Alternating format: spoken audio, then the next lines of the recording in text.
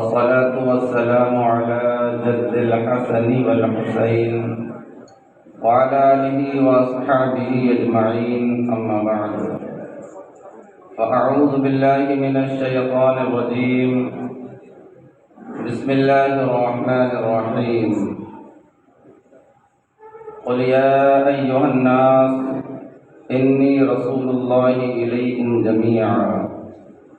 وقال الله تبارك وتعالى في مقام آخر: وما أرسلناك إلا رحمة للعالمين.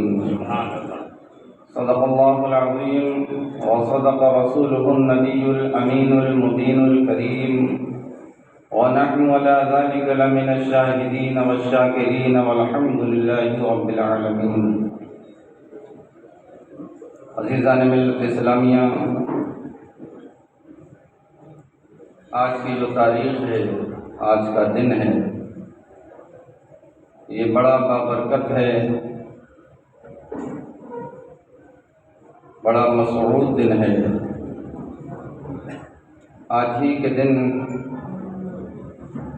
اللہ کے محبوب، دونوں عالم کے مالک و مختار، محبوب پروردگار، ہم سب کے آقا و ماما جناب محمد الرسول اللہ صلی اللہ علیہ وسلم اس خاکدانِ گیتی پر تشریف لائے. معزز سامعین، انجمن فیضان سمنا کے زیر اہتمام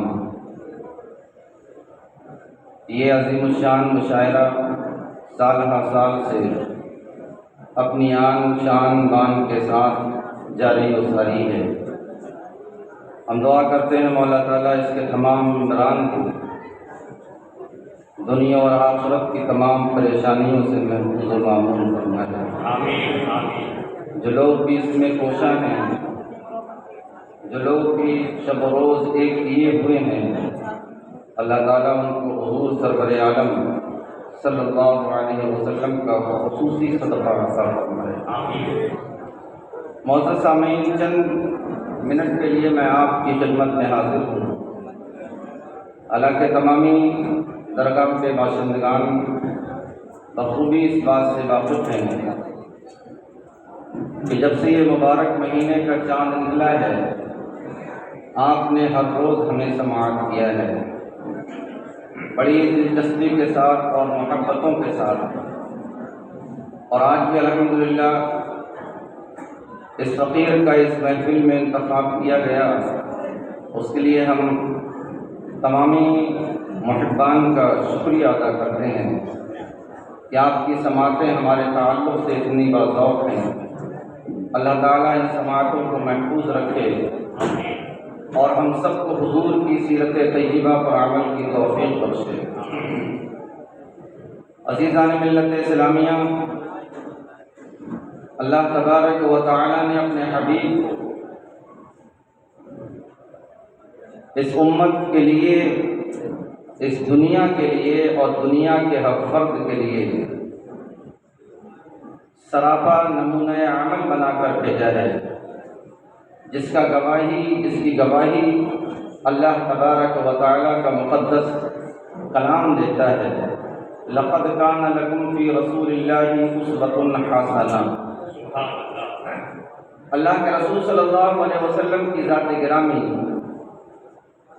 ایسا نہیں ہے کہ فقط مسلمانوں کے لیے رحمت یا ہدایت بن کر آئی ہے،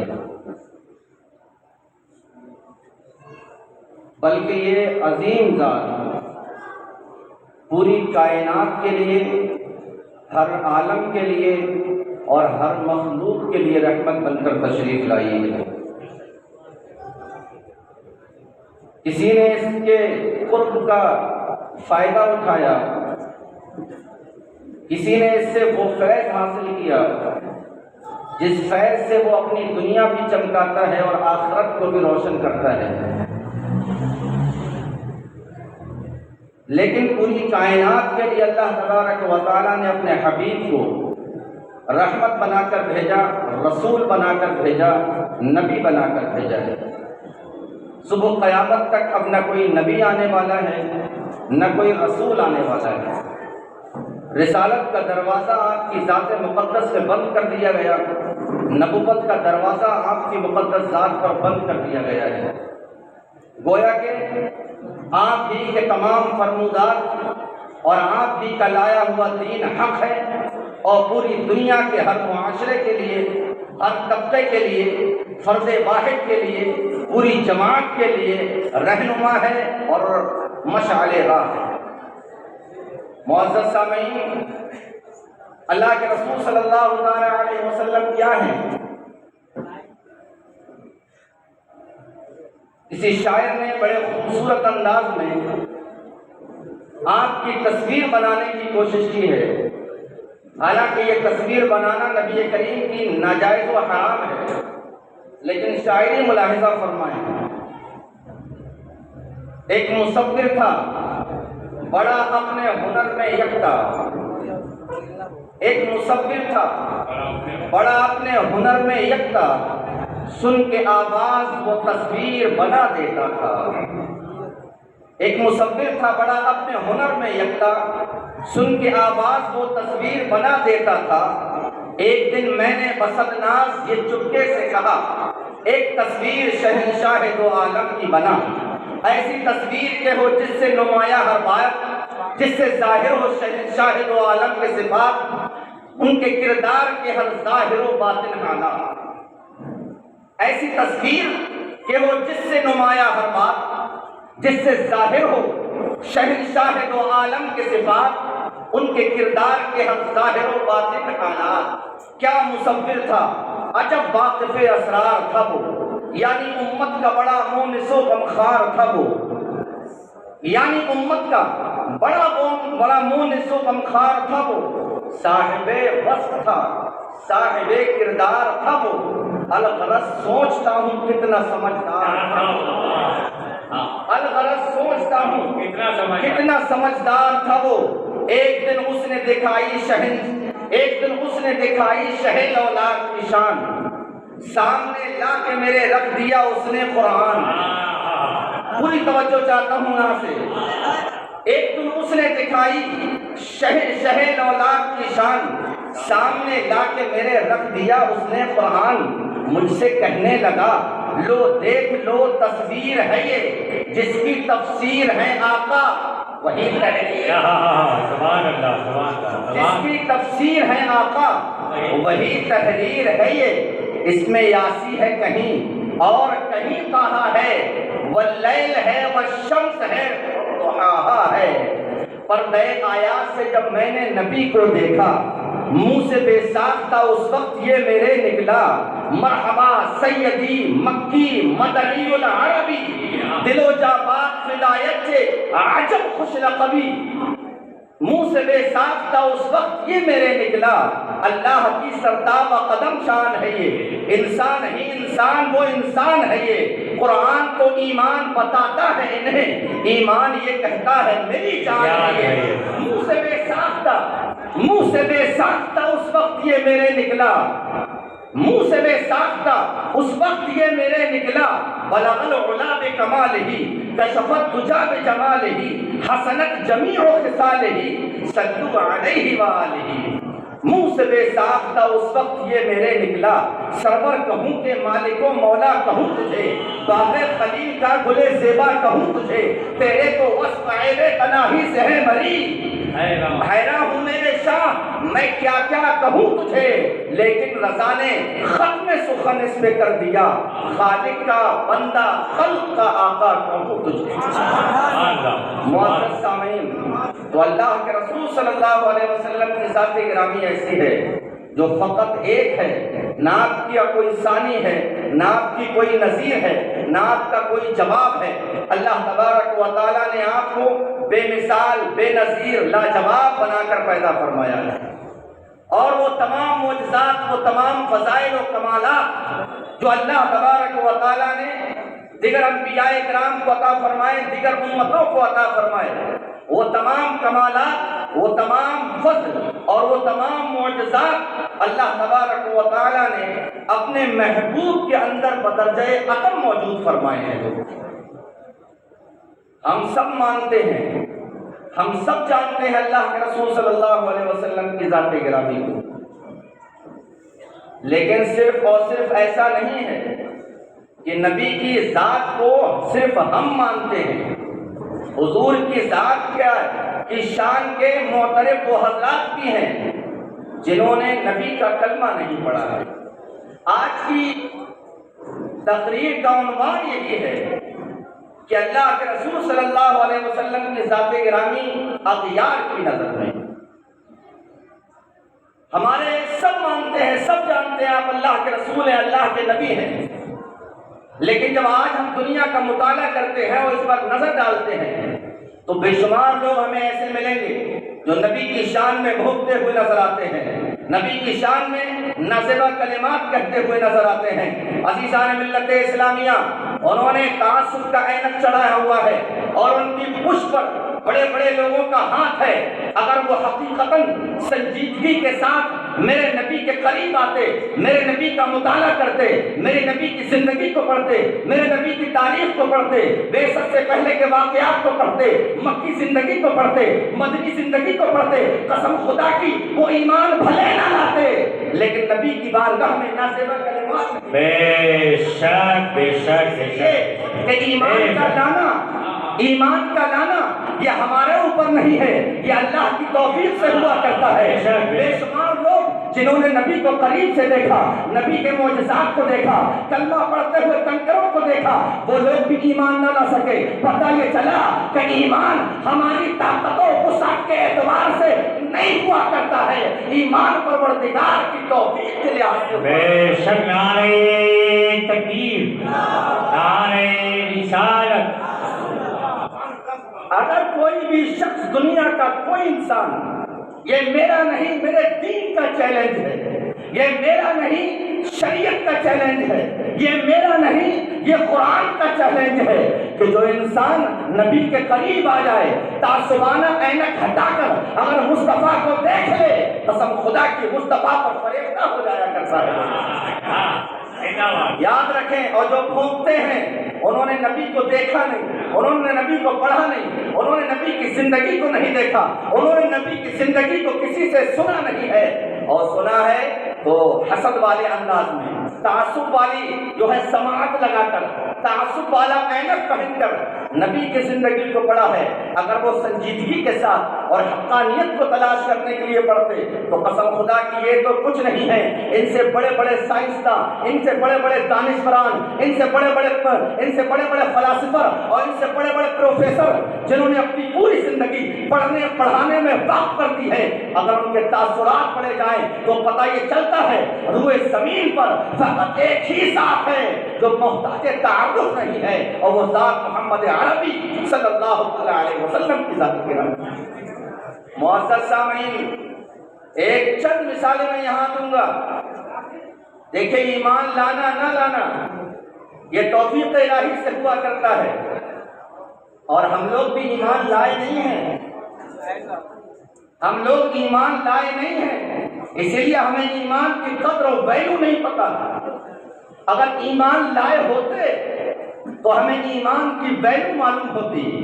ہم تو بس مومن کے گھر میں پیدا ہو گئے تو مومن ہو گئے، مسلمان کے گھر میں پیدا ہو گئے مسلمان ہو گئے، ہمارے باپ مسلمان تو ہم بھی مسلمان، ہمارے باپ اگر مومن ہیں تو ہم بھی مومن ہیں۔ ایمان لانا کیا ہوتا ہے حضرت بلال سے کوئی پوچھے جا کر، ایمان لانا کیا ہوتا ہے سلمان فارسی سے کوئی پوچھے جا کر، ایمان لانے کے بعد کن کن مشکلات کا سامنا کرنا پڑتا ہے مصعب بن عمیر سے کوئی پوچھے، ایمان لانے کے بعد کتنی کٹھنائیوں کا سامنا کرنا پڑتا ہے کوئی حضرت عمار بن یاسر سے تلاش کرے۔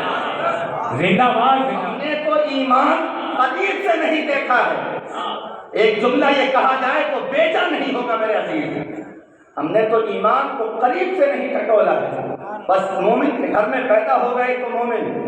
ایمان جو لوگ لائے تھے ان سے آپ پوچھیں، ایک بندہ آج سماج میں بھی 1400 سال گزر جانے کے بعد جب کئی ملک مسلمان ہیں، کئی خطے مسلمان ہیں، ہندوستان کی سرزمین پر کروڑوں لوگ مسلمان ہیں، دنیا کی سرزمین پر اربوں خربوں لوگ مسلمان ہیں۔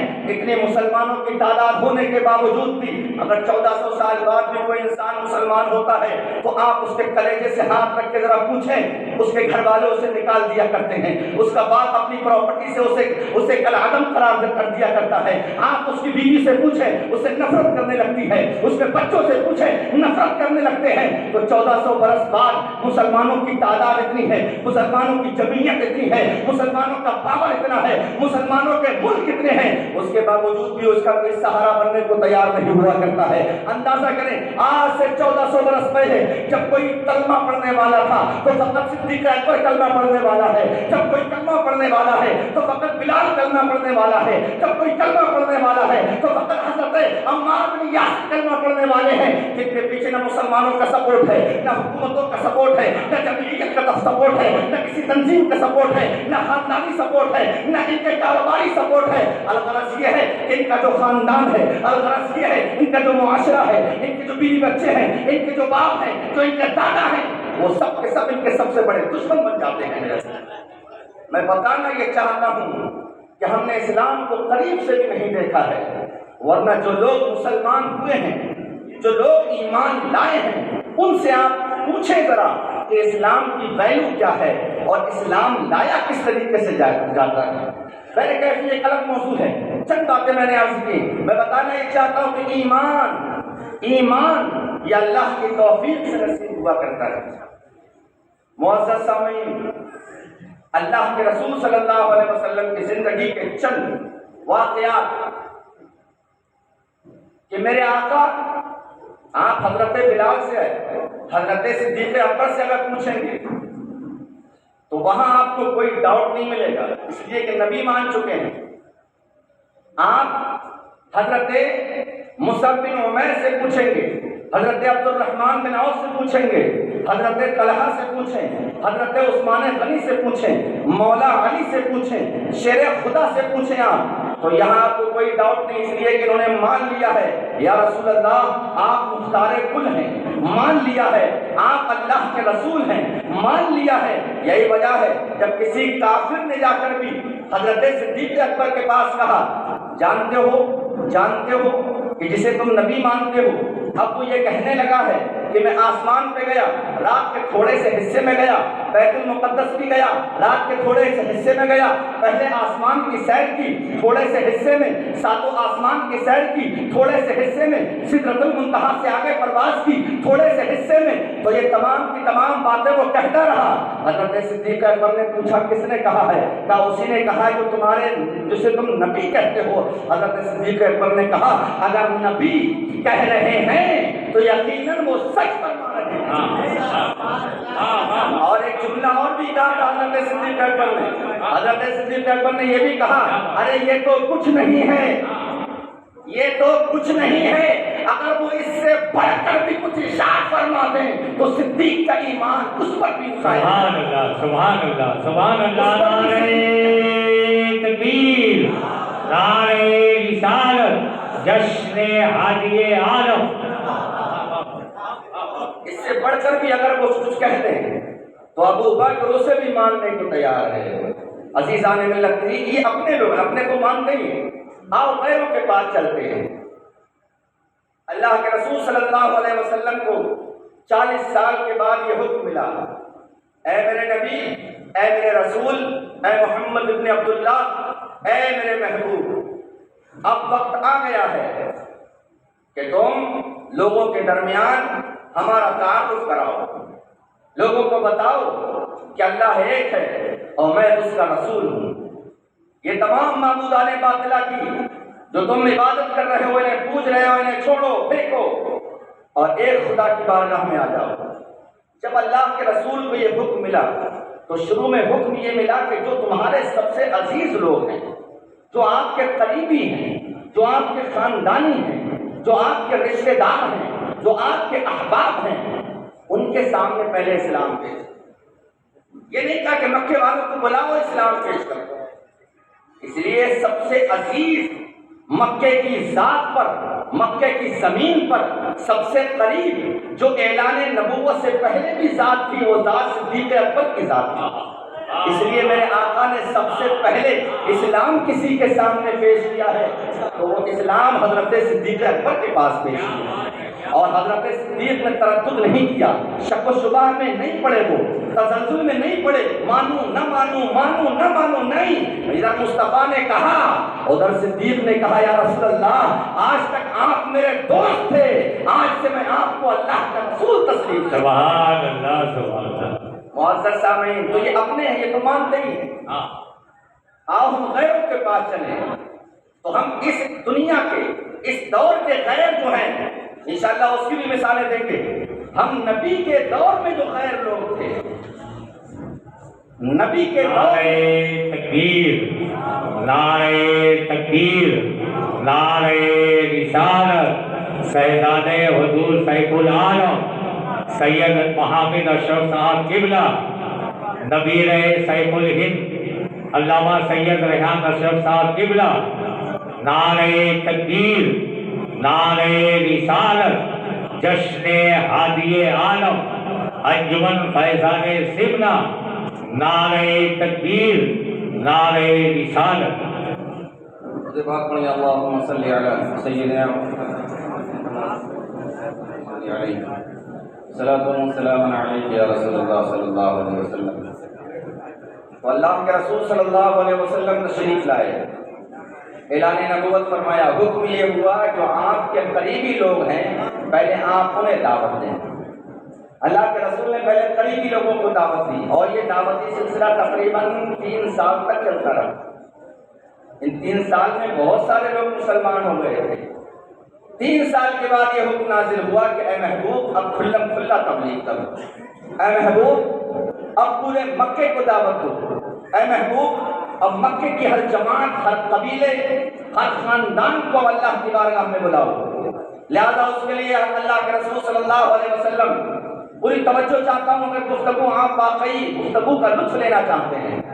اللہ کے رسول صلی اللہ علیہ وسلم ایک پہاڑ کے چوٹی پر چڑھ گئے اور پورے مکے کو بلایا، مکے کے ہر فرد کو بلایا میرے آقا نے، اور پہاڑ کی اس چوٹی پہ چڑھنے کے بعد، بلندی پہ چڑھنے کے بعد اللہ کے رسول صلی اللہ علیہ وسلم نے فرمایا، اے لوگو مجھے پہچانتے ہو؟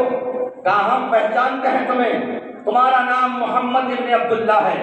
توجہ چاہتا ہوں، جس نبی کو ہم ماننے والے ہیں اس نبی کی شان کیا ہے، جس نبی کا ہم کلمہ پڑھنے والے ہیں اس کا تعارفی خاکہ ہر مسلمان کے ذہن میں پیوست ہونا یہ ضروری ہے۔ اللہ کے رسول نے فرمایا، جانتے ہو مجھے میں کون ہوں؟ کہا ہاں سب جانتے ہیں کہ تم محمد ابن عبداللہ ہو، تم عبد المطلب کے گھر میں پیدا ہوئے ہو۔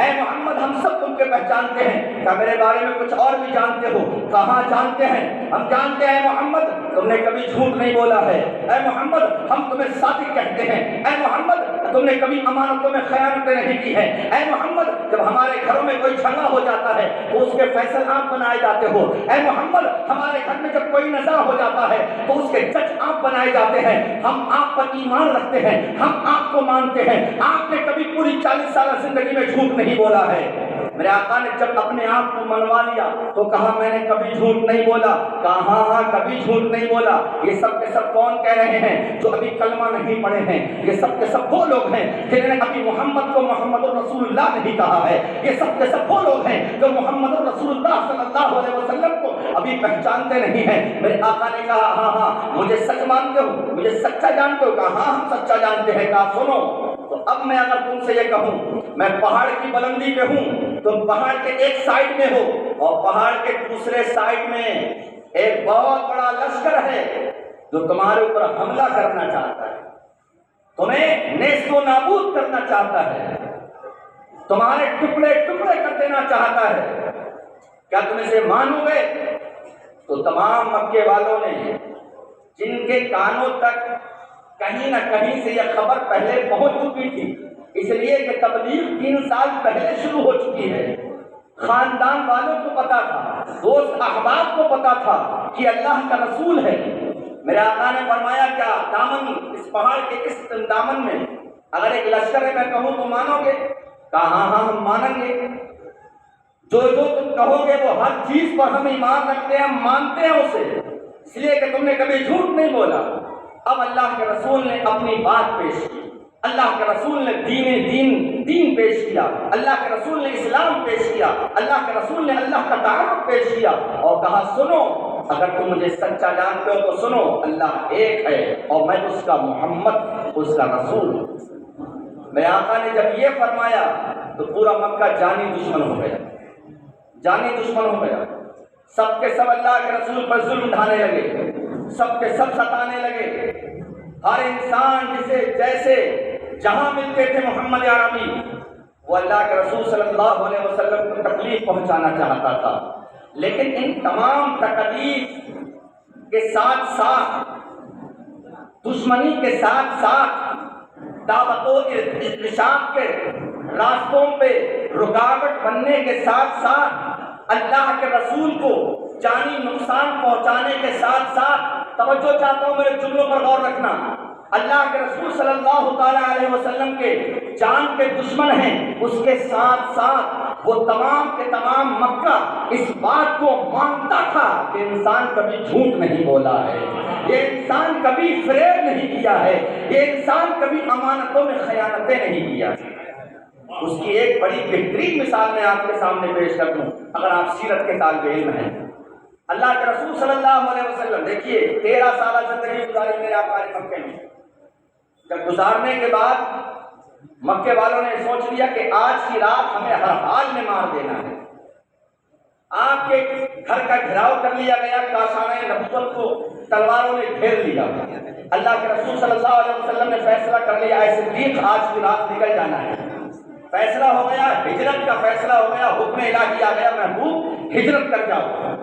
جب ہجرت کی رات میرے آقا نے حضرت مولا علی کو بلایا اور حضرت مولا علی کو بلا کر کہا، اے مولا، اے علی سنو، اے علی سنو، آج میں مکہ چھوڑ کر مدینے جا رہا ہوں، تم میرے بستر پر لیٹ جانا، میرے بستر پر لیٹ جانا، اور بستر پر لیٹنے کے بعد جب صبح کو اٹھنا تو یہ فلاں فلاں کی امانتیں ہیں، یہ فلاں فلاں کی رقم ہے، یہ فلاں فلاں کی اشیاء ہیں، یہ مکے والوں کی رقم ہے، یہ مکے والوں کی امانتیں ہیں، یعنی کہ وہ لوگ جو رسول اللہ کی دعوت کا راستہ روک رہے ہیں، جو اللہ کے رسول کو مارنے پر حاوی ہیں، تو وہ لوگ جو اللہ کے رسول صلی اللہ علیہ وسلم کو ستانے میں ایک ذرہ برابر گنجائش نہیں پیش کر رہے ہیں، وہ سب کے سب ایک طرف نبی کو ستا بھی رہے ہیں، اور امانت داری کا عالم یہ ہے کہ امانتیں بھی اسی امین کے پاس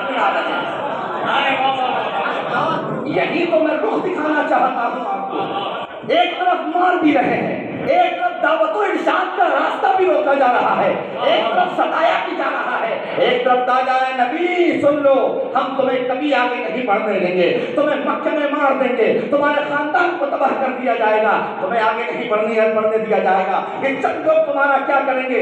یقینی جانو ہر طریقے سے مصطفیٰ کو ستایا گیا، ہر طریقے سے راستہ روکا گیا، لیکن یہ سب کے سب دشمن جب انہیں اپنی رقم کی فکر ہوتی تھی، جب اپنی امانتوں کی فکر ہوتی تھی، جب اپنے مال کی فکر ہوتی تھی، تو مکے کی سرزمین پر مصطفیٰ سے بڑا نہ کوئی امانت دار نظر آتا تھا، نہ دیانت دار نظر آتا تھا۔ معزز سامعین، یہی وہ رخ ہے، یہی وہ نبی کی ذات کا، نبی کی سیرت کا رخ ہے۔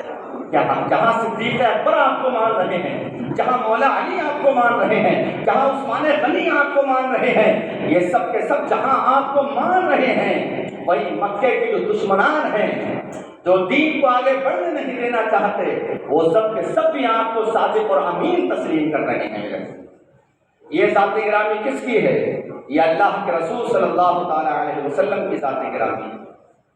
میرے آقا پوری کائنات کے لیے سراپا رحمت بن کر تشریف لائے ہیں میرے عزیز، اور آپ کی شان و شوکت کے تذکرے فقط مسلمانوں نے نہیں کیے ہیں، بلکہ اس روئے زمین پر بسنے والے ہر مکتبہ فکر کے لوگوں نے، ہر مذہب و ملت کے لوگوں نے اللہ کے رسول صلی اللہ تعالیٰ علیہ وسلم کی شان میں تذکرے کیے ہیں، آپ کی شان کو بیان فرمایا ہے۔ ایک نام یہاں پیش کر دوں میں، دور حاصل کا ایک نام ہے، مائیکل ہارٹ، جانتے ہیں آپ لوگ؟ اس نے ایک کتاب لکھی، اس کتاب یعنی اس کتاب کا اردو عنوان یہ ہے کہ 100 عظیم الشان شخصیتیں روئے زمین پر تمام ان لوگوں کا اس نے مطالعہ کیا جو مدبر بھی تھے، جو مقرر بھی تھے، جو مصلح بھی تھے، جو اپنے وقت کے لیڈر بھی تھے، جو اپنے وقت کے جنرل بھی تھے، جو اپنے وقت کے غازی بھی رہے، جو لوگوں کے لیے امن و شانتی کا پیغام پوری زندگی اور پوری دنیا میں پھیلاتے رہے۔ ایسے لوگوں کو اس نے پڑھا اور پوری دنیا میں سے 100 افراد ایسے ملے، 100 افراد جو تمام دنیا کے حامی تھے، جن کے تذکرے نرالے تھے۔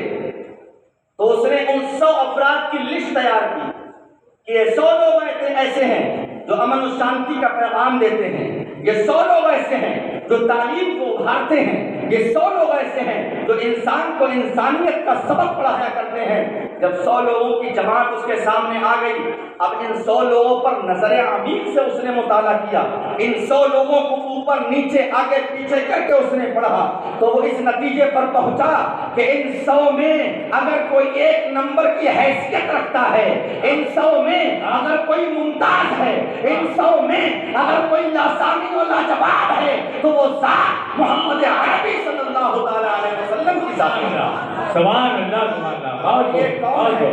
یہ کوئی مسلمان نہیں ہے، یہ عیسائی ہے، یہ عیسائی ہے جس نے کتاب لکھی اور اس کتاب میں سب سے اوپر نام مصطفیٰ جانے سبحان اللہ۔ ایسے بے شمار لوگ دنیا کی چھاتی پر بستے ہیں جنہوں نے حضور صلی اللہ تعالیٰ علیہ وسلم کا ذکر کیا، اللہ کے رسول صلی اللہ تعالیٰ علیہ وسلم کو پڑھا، اور جب تاثر دیے، جب حضور کی شان میں انہوں نے اپنی زبان کھولی تو ان کی زبان سے نشر نہیں نکل رہے تھے، ان کی زبان سے گالیاں نہیں نکل رہی تھی، ان کی زبان سے برائیاں نہیں نکل رہی تھی، بلکہ ان کی زبان مصطفیٰ کی شان میں پھول بچھا رہی تھی، ان کی زبان مصطفیٰ کی شان بیان کر رہی تھی۔ عزیزان ملت اسلامیہ، یہ وہ ذات گرامی ہے جسے اپنوں نے تسلیم کیا، اس پر ایمان لے کر آئے، اور غیروں نے بھی اگر تعصبانہ عینک ہٹا کر مصطفیٰ کی ذات کو پڑھا ہے تو یقین جانو انہوں نے مصطفیٰ صلی اللہ تعالیٰ علیہ وسلم کی شان بیان فرمائی۔ ایک نام میرے ذہن میں آ رہا، میں سوچتا ہوں اس کے بارے میں بیان کر دوں۔ ایک بہت بڑے پروفیسر، ہندو دھرم کے ایک بہت بڑے پروفیسر راما کرشن راؤ، انہوں نے اللہ کے رسول صلی اللہ تعالیٰ علیہ وسلم کو پڑھا۔ یہ خود اپنا تاثر پیش کرتے ہیں کہ میں نے مسلمانوں کے پیغمبروں کو پڑھنے کی میرے اندر جستجو پیدا ہوئی کہ کم سے کم میں پڑھوں، جس کا یہ لوگ کلمہ پڑھتے ہیں اسے پڑھا جائے۔ اس نے پڑھا، خوب پڑھا، اور جب تاثر دینے پر آیا تو اس کے تاثر یہ تھے کہ محمد عربی وہ عظیم انسان کا نام ہے جس نے پوری انسانیت کو انسانیت کا درس دیا ہے۔ وہ عظیم انسان ہے جو ایک وقت مدبر بھی ہے، جو ایک وقت مقرر بھی ہے، جو اسی وقت میں مصلح بھی ہے، جو اسی وقت میں جنرل بھی ہے، اسی وقت میں قائد بھی ہے، اسی وقت میں بہترین سپہسالار بھی ہے، اسی وقت میں وہ بہترین یتیموں کا سرور بھی ہے، اسی وقت میں وہ غریبوں کا دلاور بھی ہے، اسی وقت میں وہ عورتوں کا نجات دہندہ بھی ہے، وہ اسی وقت میں پوری کائنات کو سہارا دینے والا بھی ہے۔ وہی فقط انسان ہے کہ اگر اس کے پیچھے چلا جائے یا اس انسان کو اس دنیا کا مالک بنا دیا جائے، اس انسان کو اس دنیا کا ہیڈ پاور دے دیا جائے، اس انسان کو اس دنیا کا اگر بادشاہ بنا دیا جائے تو پوری دنیا امن و شانتی سے زندگی بسر کر سکتی ہے۔ سبحان اللہ، نعرہ تکبیر، نعرہ رسالت۔ معزز سامعین، یہ ہے ذات گرامی۔ کس کی ذات گرامی ہے؟ مصطفیٰ جان رحمت کی۔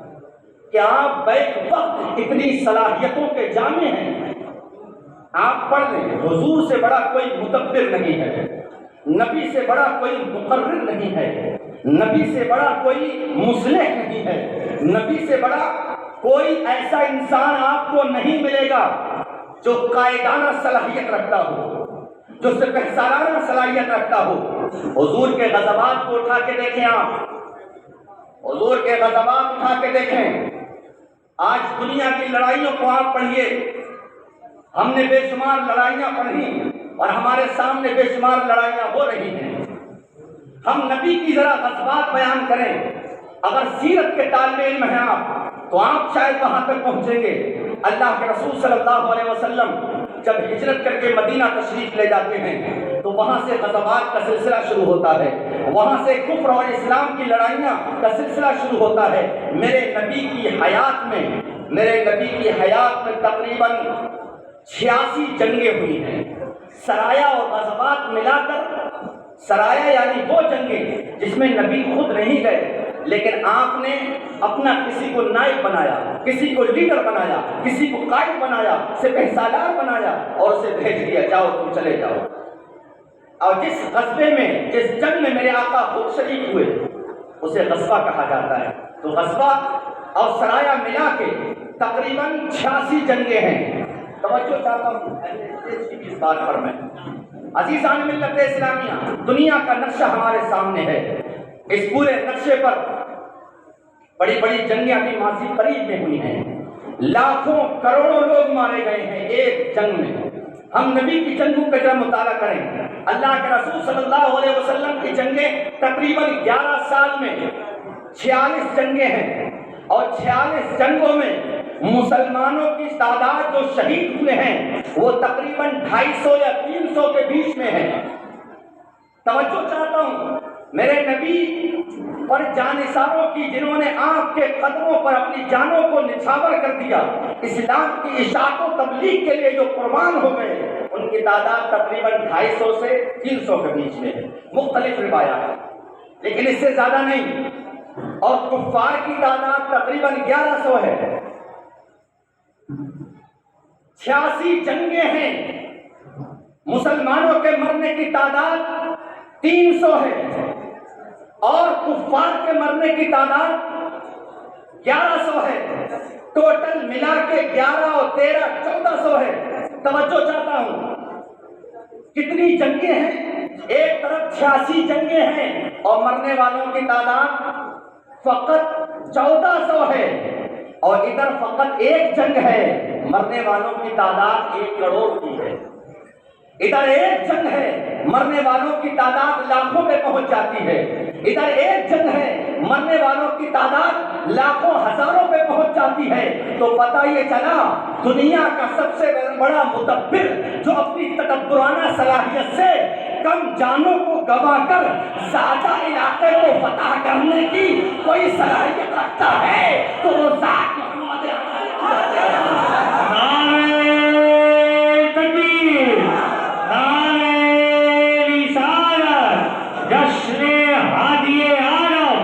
مفتی رضوان احمد صاحب قبلہ، ہائے ہائے ہائے۔ اور سامنے یہ ایک جز پر اگر خطاب کیا جائے، نبی کی زندگی کے ایک ایک پہلو پر اگر خطاب کیا جائے، بیان کیا جائے تو ہماری زندگیاں کم ہیں، ہم نبی کے تدبرانہ صلاحیت کو نہیں سمجھ سکتے ہیں۔ ایک بار اندازہ کریں، دنیا کا نقشہ ہمارے سامنے ہے، اگر بارڈر پر چند لوگ پہنچ جائیں تو دیکھیں آپ، ہمارے ملک کی نہ لڑائی ہوئی نہ کچھ ہوا، پھر بھی سینکڑوں لوگ مارے جاتے ہیں اور یہ پتہ نہیں چلتا یہ مارے کیوں گئے۔ بات سمجھ رہے ہیں؟ پتہ نہیں چلتا ہے یہ مارے کیوں گئے۔ یہ آج کی لڑائیوں کا خاکہ ہے، نقشہ ہے۔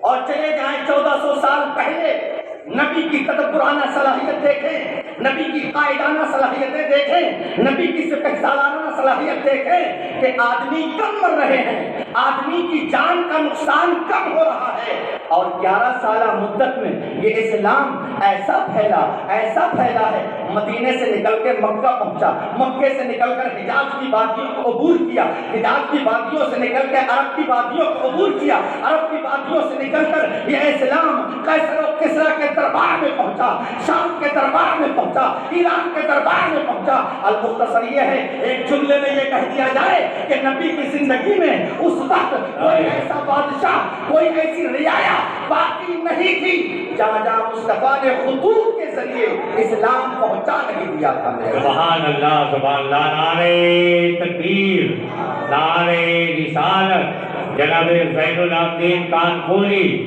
جناب دلبر شاہی کلکتوی، علماء اہل سنت، فیضان مخدوم اشرف۔ عزیزان ملت اسلامیہ، تو غیروں نے اس بات کا اعتراف کیا کہ یہ وہ عظیم ذات ہے جو ایک ہی وقت میں مدبر بھی ہے، ایک ہی وقت میں مصلح بھی ہے، ایک ہی وقت میں قائد بھی ہے، قائد اعظم ہے، ایک ہی وقت میں یہ تمام غریبوں کا، یتیموں کا مسیحا بھی ہے، اور اسی وقت میں یہ تمام وہ مظلوم اور کچلی ہوئی انسانیت، وہ تمام لوگ جو دب رہے تھے، بلک رہے تھے، سسک رہے تھے، ان سب کو نکالنے کا حامی و ناصر بھی ہے۔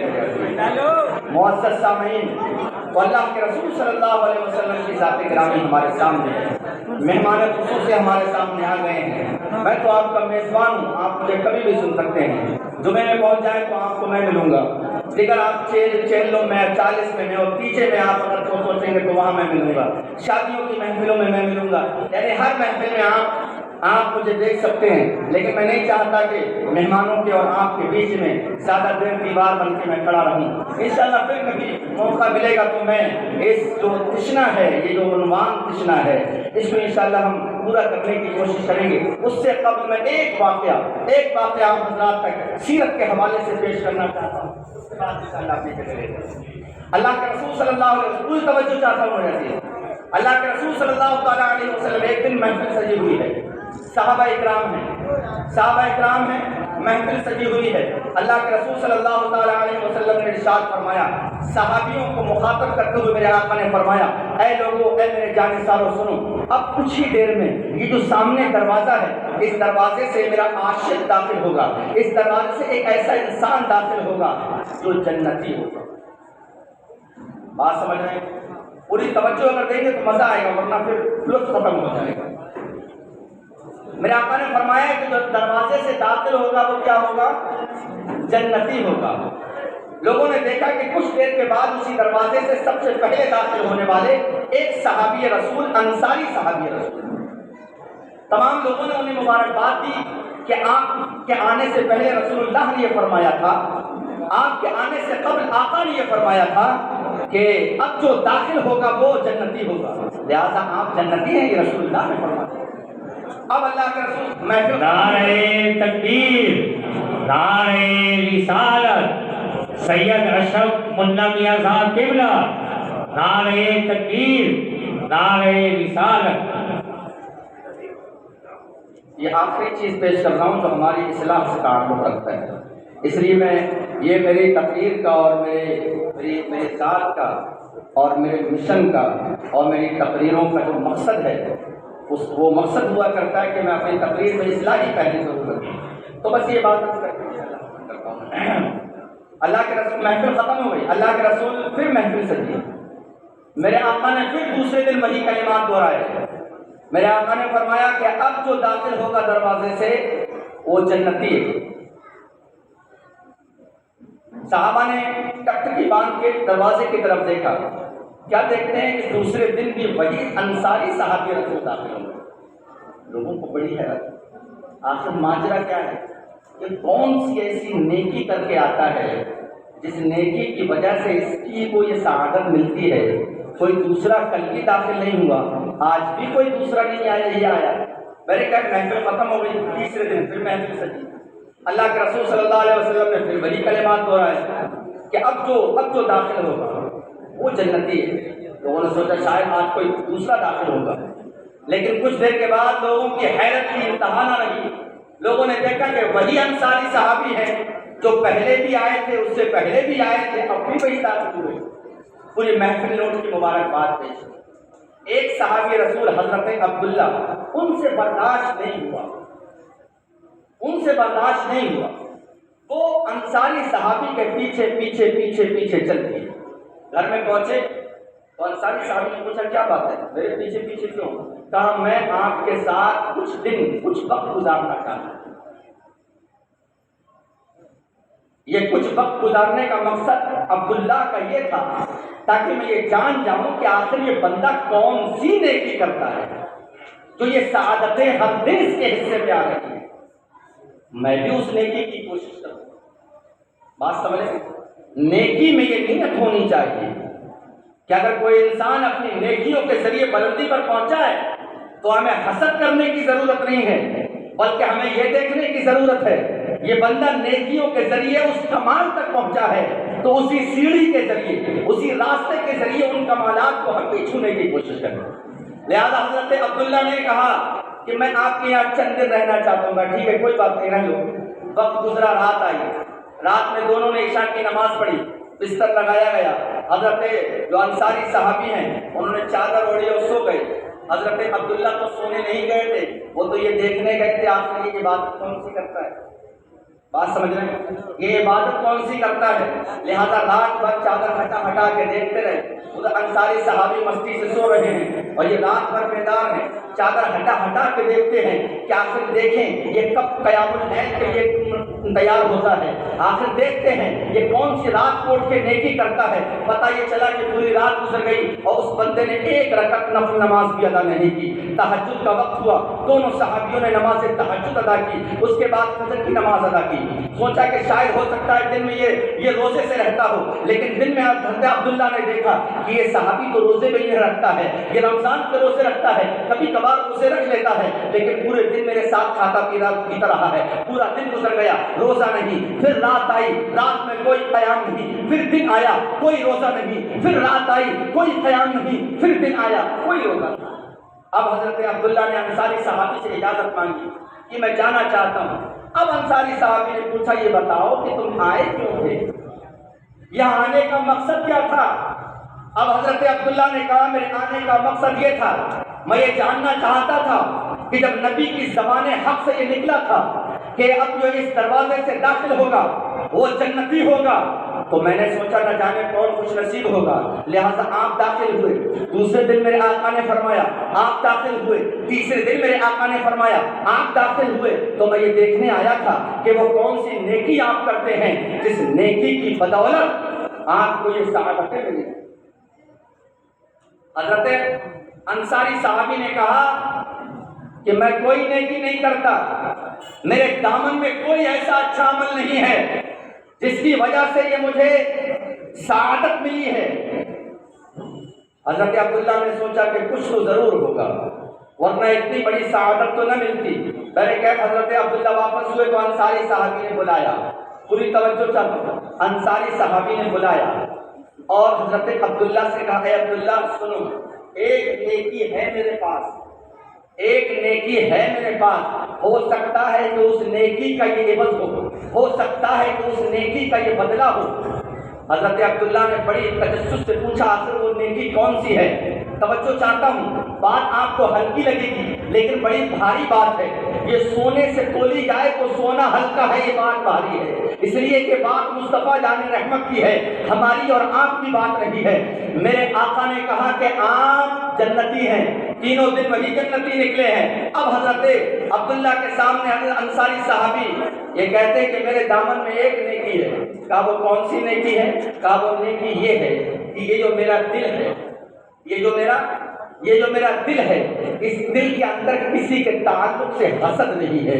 یہ جو میرا دل ہے اس دل کے اندر کسی کے تعلق سے بغض نہیں ہے.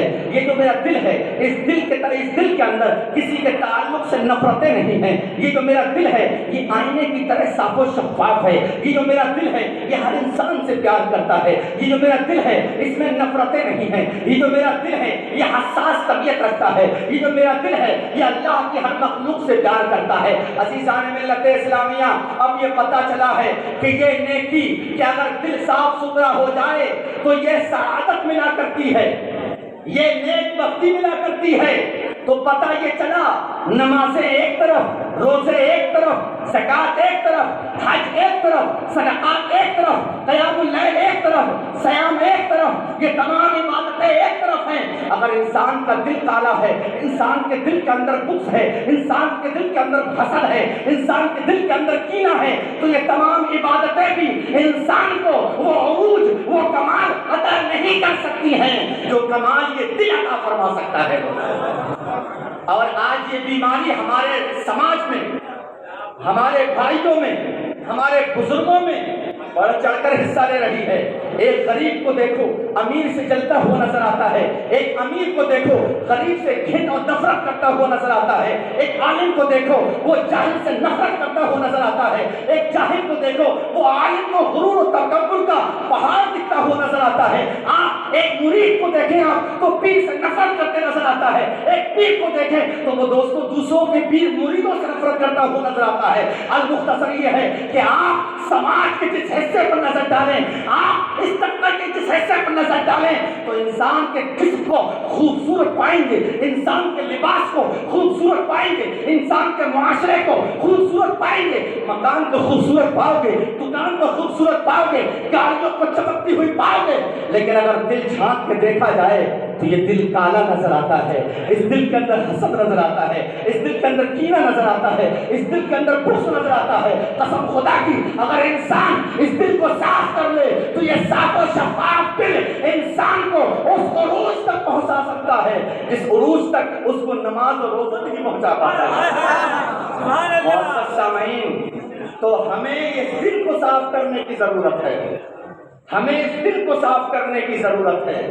اور دل کے تعلق سے حدیث پاک ہے نا، سب لوگ پڑھے لکھے، ہر بات بتانے کے لیے میرے آقا نے فرمایا دل جو ہے یہ دل انسان کے پورے جسم کا سردار ہے، یہ دل جو ہے یہ انسان کے پورے جسم پر حکمرانی کرتا ہے، یہ دل جو ہے یہ انسان کے پورے جسم پر اختیار رکھتا ہے۔ اگر یہ دل پاک ہو جائے، یہ دل صاف ہو جائے، یہ دل اچھا ہو جائے، یہ دل بہتر ہو جائے تو یہ تمام اعضاء بہتر رہتے ہیں، یہ دل بہتر ہو جاتا ہے، یہ صاف و ستھرا ہو جاتا ہے تو پورا جسم صاف و ستھرا ہو جاتا ہے۔ اور یہ دل فاسد ہو جائے، یہ دل کالا ہو جائے، یہ دل کمینہ ہو جائے، یہ دل جو ہے بغض اور حسد کا شکار ہو جائے تو قسم خدا کی پورا جسم انسان کا کالا اور گھر کو غبار سے آلود ہو جایا کرتا ہے۔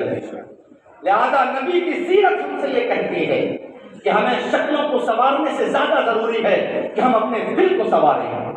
نبی کی سیرت ہم سے یہ کہتی ہے ہم اپنے لباس کو سنواریں، اس سے زیادہ ضروری ہے کہ ہم اپنے دل کی اصلاح فرمائیں۔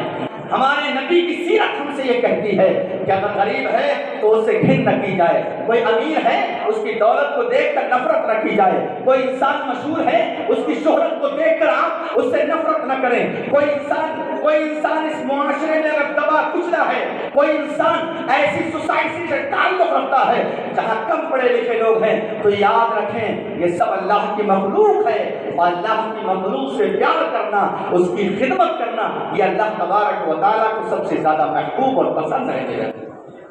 بہرکیف اللہ تعالیٰ ہم سب کو سننے اور سنانے سے زیادہ عمل کی توفیق بخشے۔ ہمیں نبی کی سیرت اس بات کا درس دیتی ہے کہ ہمارے جو نبی ہیں وہ ہر اعتبار سے کامل اور جامع ہیں۔ دوستو ہمیں اپنی زندگی کا ہر مسئلہ، اپنی زندگی کا ہر مشکل کام، اپنی زندگی کا ہر مرحلہ، اپنی زندگی ہر مشکلات ہمیں دنیا کے کسی انسان کے باپ میں تلاش کرنے کی ضرورت نہیں ہے، سیرت کے باپ میں تلاش کرنے کی ضرورت ہے۔ اللہ تبارک و تعالی ہماری اس محفل کو قبول فرمائے۔ میرے بولنے میں کوئی خامی یا لفظ شوید مولا تعالیٰ آمد مصطفیٰ کے کفائل سے معاف فرمائے۔ میں سچے دل سے توبہ کرتا ہوں، استغفر اللہ ربی من کل ذنب واتوب الیہ، استغفر اللہ ربی من کل ذنب واتوب الیہ، لا الہ الا اللہ محمد رسول اللہ صلی اللہ تعالی علیہ وآلہ وسلم، وما علینا الا البلاغ۔ السلام علیکم ورحمۃ اللہ وبرکاتہ۔